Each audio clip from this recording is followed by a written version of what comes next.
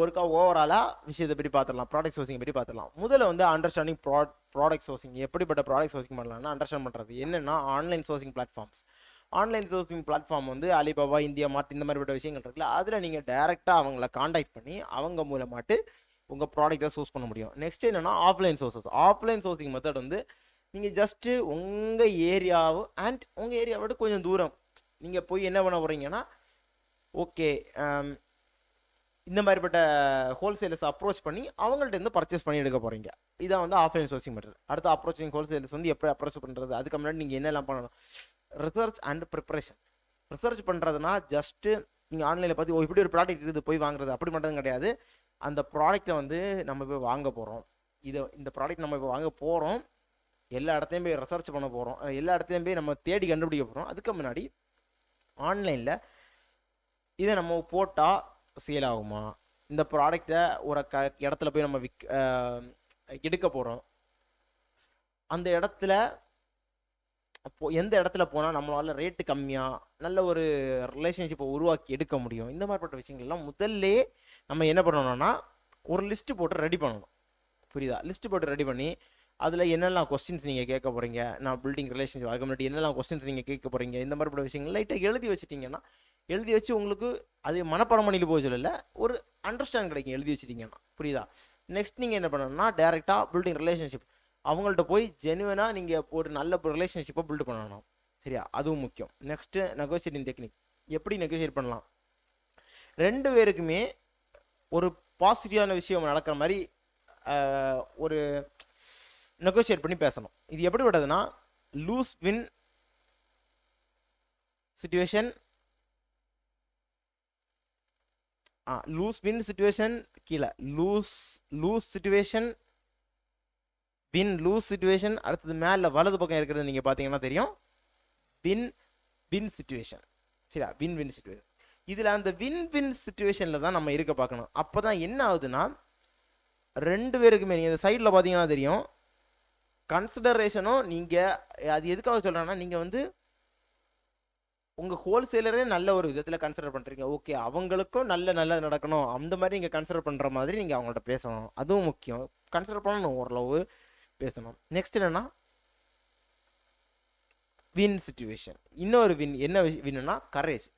இல்லை ப்ரோ, நீங்கள் வந்து எல்லாமே சொல்கிறது ஓகே தான், பட் எனக்கு இந்த மாதிரியோட ஒரு அமௌண்ட்டில் தரணும், அப்போது அது உங்களுக்கு இந்த மாதிரிப்பட்ட விஷயத்தில் முடியும். இந்த மாதிரி இப்போ நான் பேசினேன்ல, இந்த மாதிரி பேசணும். என்னென்னா நீங்கள் இந்த மாதிரிப்பட்ட கம்மியான அமௌண்ட்டில் தந்தீங்கன்னா கூட உங்களுக்கு இந்த மாதிரிப்பட்ட ஒரு நல்ல விஷயம் இருக்குது ப்ரோ, ஏன்னா நான் வந்து கண்டினியூஸாக எடுக்க வருவேன், என்னால் நிறைய ப்ராடக்ட்டை வந்து கொண்டு போக முடியும். இந்த மாதிரி நீங்கள் அவங்கள்ட்டேருந்து கம்மியாக வாங்கவும் செய்யணும், அவங்களுக்கு ஒரு நல்ல சேலை கொடுக்குற மாதிரிப்பட்ட ஒரு விஷயத்தையே நீங்கள் வந்து ஒரு அழகான ஒரு விஷயத்தை வந்து கிரியேட் பண்ணணும், ஒரு என்விரான்மெண்ட்டை கிரியேட் பண்ணணும் அவங்களுக்கு. சரியா? அதுதான் இதில் உள்ள விஷயம். நெக்ஸ்ட் என்னென்னா லெவரேஜ் ஒரு பொசிஷன். அந்த மாதிரிப்பட்ட பொசிஷனை நீங்கள் யூஸ் பண்ணி நீங்கள் என்ன பண்ணணும்னா ஒரு கம்மியான ஆர்டர்ஸ், கம்மியான குவான்டிட்டியில் நல்ல ஒரு ரேட்டை வந்து கம்மியான குவான்டிட்டியில் நல்ல ஒரு கம்மியான ரேட்டுக்கு நீங்கள் அவங்கள்ட்டேருந்து வாங்க ட்ரை பண்ணலாம். நல்ல ஒரு கம்யூனிகேஷன் இருந்து உங்களால் அதை பண்ண முடியும். Next choosing profitable categories. இந்த மாதிரி கேட்டகரிஸ் நீங்கள் சேல் பண்ணிங்கன்னா ப்ராஃபிட்டாக இருக்கும். ப்ராஃபிட் மட்டும் முக்கியம் கிடையாது, ஜென்யூனாக கஸ்டமர்ஸ் வாங்க முடியாதாக இருக்கணும். அப்போ தான் அது ப்ராஃபிட் பார்க்கவும் முடியும். கஸ்டமர்ஸ் எந்த மாதிரிப்பட்ட ப்ராடக்ட்டை வந்து சூஸ் பண்ணுறாங்க, எந்த மாதிரிப்பட்ட ப்ராடக்ட்டை தேடுறாங்க, அதை நீங்கள் ரிசர்ச் பண்ணி அந்த மாதிரிப்பட்ட ப்ராடக்ட்டை நீங்கள் தேடி கண்டுபிடிக்கணும். புரியுதா? அடுத்தது கஸ்டமர்ஸ் ப்ரிஃபரன்சஸ். நான் நேரமாக சொன்ன மாதிரி தான் இதில் இந்த ப்ரிஃபரன்சஸ் வந்து என்ன விஷயம்னா நீங்கள் கஸ்டமர்ஸுக்கு விற்க தொடங்கிட்டீங்க, ஸ்டார்ட் பண்ணிட்டீங்கனாலே ஃபீட்பேக் வாங்க பார்க்கணும். அந்த ஃபீட்பேக் வாங்க முன்னாடி அந்த கம்மியான குவான்டிட்டி வரீங்கல்ல, அதை பக்கத்தில் கொடுத்து பக்கத்திலோடி உங்களுக்கு தெரிஞ்சவங்கள்ட்ட கொடுத்து அதை டெஸ்ட் பண்ணணும், அவங்கள்ட்ட இந்த ஃபீட்பேக் வாங்கணும். புரியுதா? அதை வந்து இம்ப்ளிமெண்ட் பண்ணிங்கன்னா இன்னும் நல்லா இருக்கும். நெக்ஸ்ட் என்னென்னா சாம்பிள் டெஸ்டிங். கஸ்டமர்ஸ் உங்கள் ஹோல்சேலர்கிட்ட போய் பேசி ஸ்மால் குவான்டிட்டி ஆஃப் எடுக்குதுங்கல்ல, இதுதான் அந்த சாம்பிள்னு வச்சுருங்க. இந்த சாம்பிளை தான் நேரமாக சொன்ன மாதிரி நீங்கள் என்ன பண்ண போகிறீங்கன்னா ஒரு என்ன சொன்னேன் நீங்கள் என்ன பண்ண போகிறீங்க, உங்களுக்கு தெரிஞ்ச ஒரு 5-6 பேர்கிட்ட கொடுத்து அவங்க மூலமாக உங்கள் ஃபீட்பேக்கை வாங்க போகிறீங்க. இதுவும் ஒரு விதத்தில் சாம்பிள் டெஸ்டிங் தான். நெக்ஸ்ட் என்ன பண்ணுவீங்கன்னா, நீங்களே அதை டெஸ்ட் பண்ணி பார்க்கலாம். இந்த ப்ராடக்ட் வந்து எப்படி ஒர்க் ஆகுது, ஓகேவா, இந்த ப்ராடக்ட் நல்லா ஒர்க் ஆகுதா, இல்லை நான் எடுத்ததுக்கு வந்து இந்த கம்மியான குவான்டிட்டி தான் எடுத்திருக்கேன், பட் இது நான் எடுத்த அமௌண்ட்டோடையும் மொக்கையாக இருக்குது, ஸோ இதை வந்து கஸ்டமர்ஸுக்கு கொடுத்தாலும் வாங்க மாட்டாவ அப்படின்னு இருக்கும். பட் நல்ல சேல்ஸ்மேன்ஸ்னால் எந்த மாதிரிப்பட்ட ப்ராடக்ட்டையும் விற்றுருவாங்க. பட் நம்ம கஸ்டமர்ஸையும் பார்க்கணும். புரியுதா? கஸ்டமர்ஸுக்கு வந்து சாட்டிஸ்ஃபேக்ஷன் எந்த அளவுக்கு இருக்குதோ அந்த அளவுக்கு உங்கள் ப்ராடக்ட் வந்து நல்லா புஷ் பண்ணி கொண்டு போக முடியும். புரியுதா? நெக்ஸ்ட் வந்து சப்ளையர் அசஸ்மெண்ட்டு. இது நம்ம நேரமாக பார்த்தது தான்.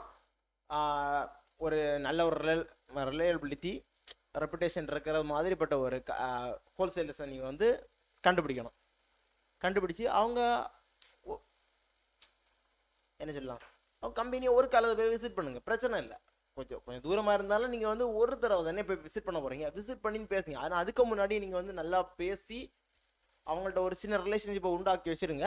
நெக்ஸ்ட்டு போய் அந்த கம்பெனியை பாருங்கள். கம்பெனியை நீங்கள் விசிட் பண்ணும்போது உங்களுக்கு இன்னும் நிறைய ஐடியாஸ் கிடைக்கும். ஓகே, இந்த மாதிரிப்பட்ட விஷயங்கள்லாம் அவங்கள்ட்ட இருக்குது, அதை நம்ம எப்படியெல்லாம் யூட்டிலைஸ் பண்ணலாம்னு உங்களுக்கு ஒரு நல்ல ஐடியா கிடைக்கும்.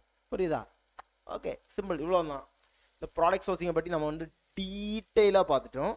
எப்படி கஸ்டமர்ஸ் அந்த உங்கள் ஹோல்சேல்ஸ் போய் அப்ரோச் பண்ணி பேசலான்னு கூட கிளியராக பார்த்துட்டோம். பிரச்சனை இல்லை.